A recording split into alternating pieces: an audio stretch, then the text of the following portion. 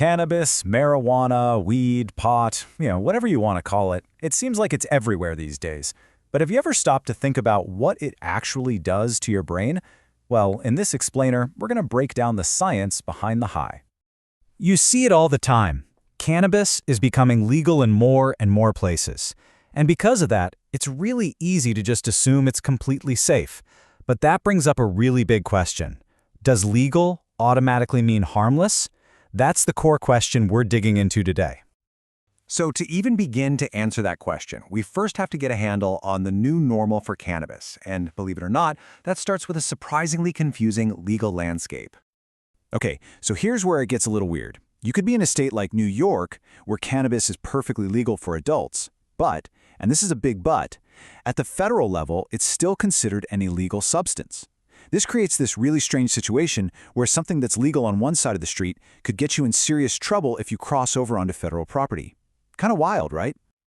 So let's put all those legal questions aside for a minute.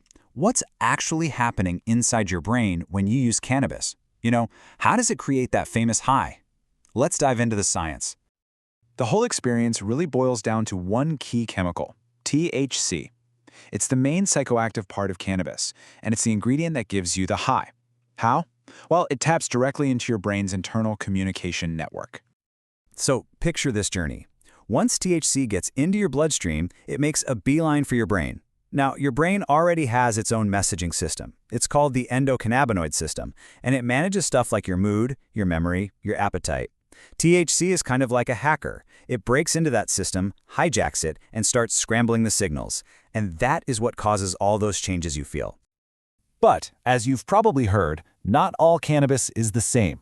Different strains are known for having totally different effects. You've got sativa, which people often link with feeling more alert or creative, and then there's indica, which is usually associated with relaxation and sleepiness. It's a good reminder that this is definitely not a one-size-fits-all experience. Okay, so we know how it works, but what about the actual effects? This is where we really need to look at two sides of the same coin. What happens right now versus what could happen down the road.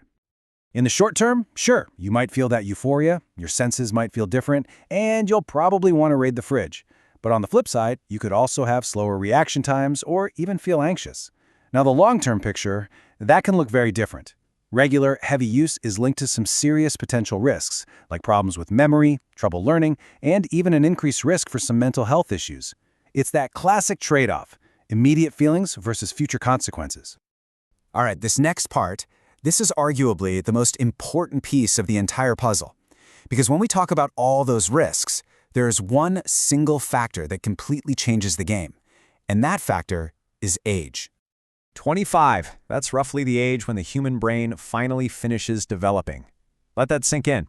Before then, your brain is literally a work in progress, building all the essential connections that you're going to rely on for the rest of your life. And guess what the very last part of your brain to come fully online is? Your prefrontal cortex. Now, this isn't just some random section. This is your brain's CEO. It's the part in charge of making complex decisions, controlling your impulses, and planning for the future. Basically all the stuff that defines adult judgment.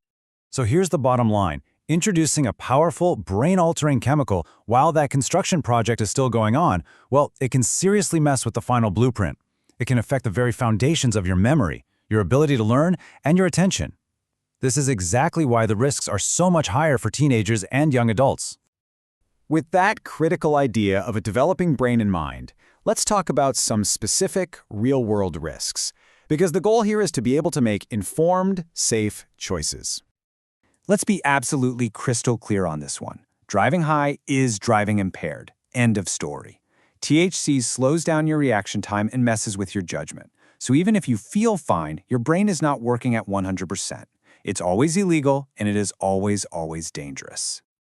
I am sure you've heard this a million times, that cannabis is a gateway drug.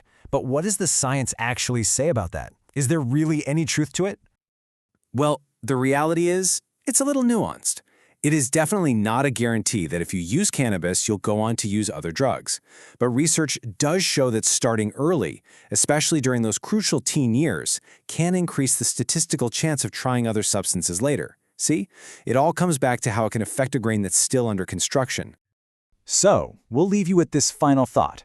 Your brain is, without a doubt, the most powerful tool you will ever have, and right now, it's busy building your future. The science is pretty clear, so the only question left is, how are you going to protect it?